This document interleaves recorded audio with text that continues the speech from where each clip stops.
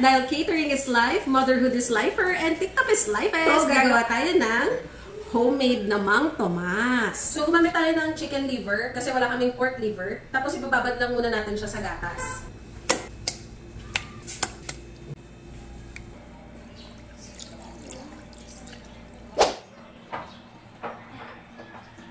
We are using 2 batches of onion, whole cracked pepper. I-roast natin muna yung paminta. Masarap na yung amoy, so we will put it back. Kahit anong oil na gusto mo. Half batch of the garlic, half batch of onion. Half of the pepper kanina. I'm using cane vinegar, yung medyo ganito yung kulay.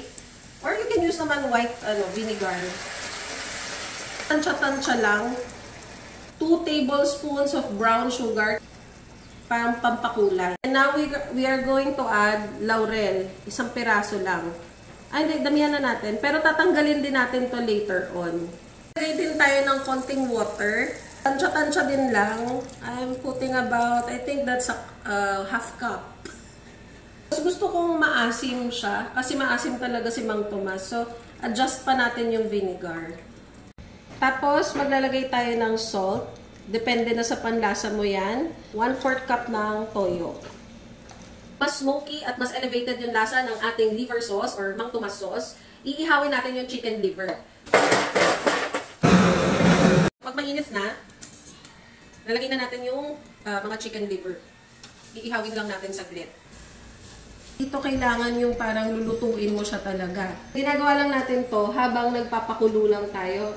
Ayan, so we're now ready to put this straight sa pinapakuluan natin. Next is we're going to take out the laurel. Tapos ilalagay na natin yung breadcrumbs. Tapos mag-a-adjust tayo ng water. Lighten up the color with a little bit of milk. Slowly we're adjusting this to the color.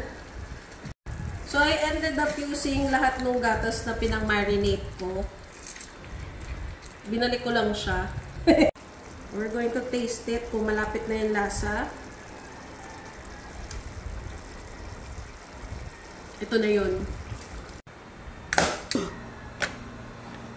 Kasi hindi na siya kumukulo, I think it's safe to put it now in the food processor.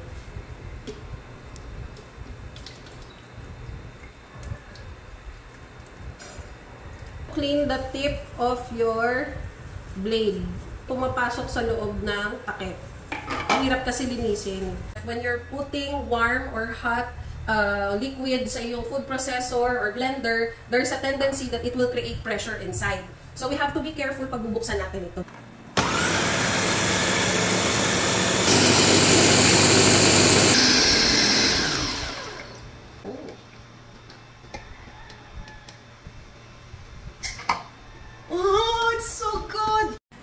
So, that's what it looks like. So, pwede mo pang pinuhin kung gusto mo. Ito yung ating lechon galing sa Cebu. Chop lang natin ng bite size, mga kamari-chef.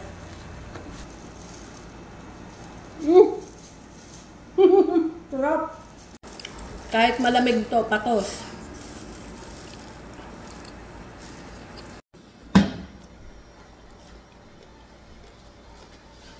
Last na.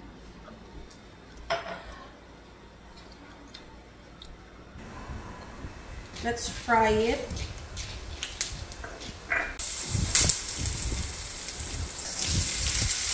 Laurel. Give me the skin. No!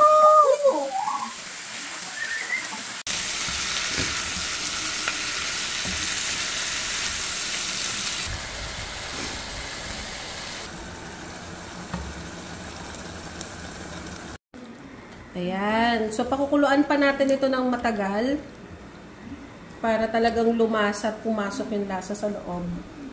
And then, yung extra natin na sauce, kung sakali mang sa tansya ninyo hindi nyo mauubos, pwede nyo na ilagay sa bottle and pwede itong i-refrigerate for about a week or 2. Pero mas matagal siya kung sa freezer ninyo ilalagay.